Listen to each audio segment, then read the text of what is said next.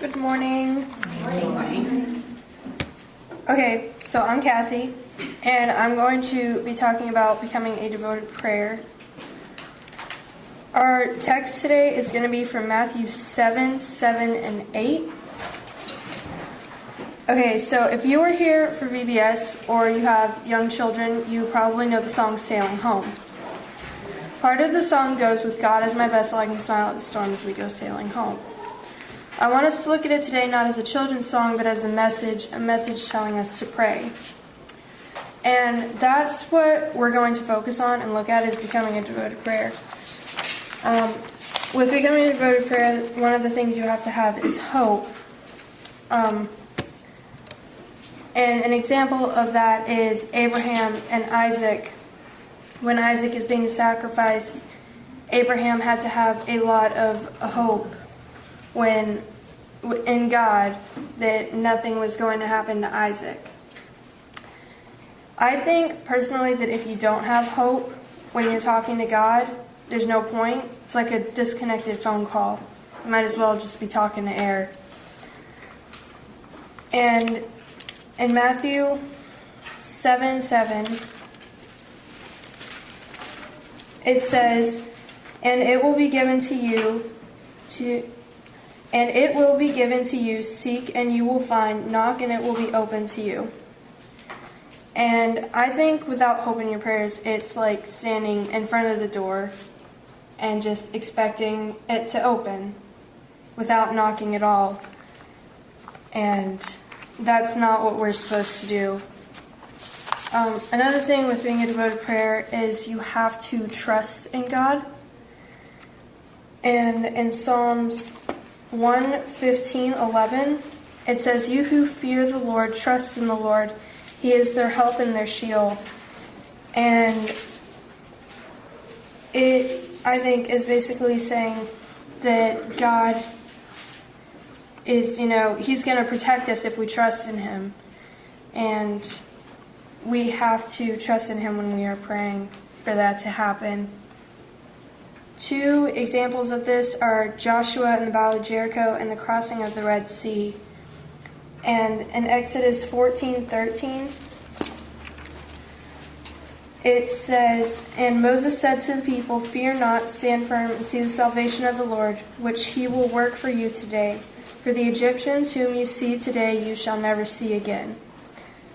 And I really like that because it talks a lot about how if we trust in God and do what He says, these things are going to go away. But we have to trust in Him in order for that to happen. And also, the thing with trusting in God is that a lot of people worry about what they're praying about is, too much, or God can't handle it. And if we trust in God, we need to remember that God made everything in this world, and so He can take care of everything in it. And now that you have done these things while praying, you have to give God time and have patience.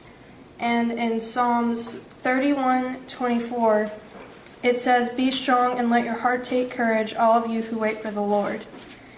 And I think that in this, it is saying that, you have to be courageous and you have to be strong going into it, because if you're not going to have that effort to be patient and wait. Someone who I think was patient was Noah, not necessarily with being on the ark, but with building it, because that took a lot longer than building it itself. And he had to be patient with God because he knew what was coming, but he didn't quite fully understand it. And that's something that we have to do. And God says that prayers won't be answered immediately. He doesn't say they will be answered immediately, but He does say they will be answered. So it will happen at some point, but you do need to be patient about it, because He doesn't say it's just going to happen when you're finished praying. And then after you've done everything, you've waited, God has promised that he will answer us.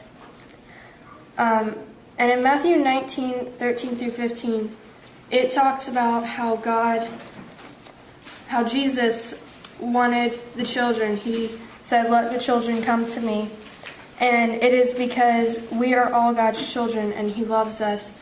And in John 14:14 and 1 John 3:22, he talks about how he will answer our prayers, but we do have to do it with giving back to him, with following his commandments. But we also have to realize that he doesn't just answer our prayers because he's God. He answers our prayers because he loves us. So these are all the skills you need to be a devoted prayer. And something I want you all to remember is that God is always going to be there in the hardest times. I think that a lot of people forget that. I know that I forget that. But he's always going to be there, and he is going to be the parent, the friend, or the sibling, or whoever you need to talk to. And he's not going to give up on you like other people will. And I think that we need to remember that. And in Matthew 8:23 through 27, it talks about how Jesus calms the storm. And I think that if we really did all of these things, we wouldn't have woken Jesus up like the people on the boat did. I think we would be able to smile at the storm like the song says. And I want you to go home today and think, would you be able to smile at the storm, or did you smile at the storm when it came? Or if it does come, will you?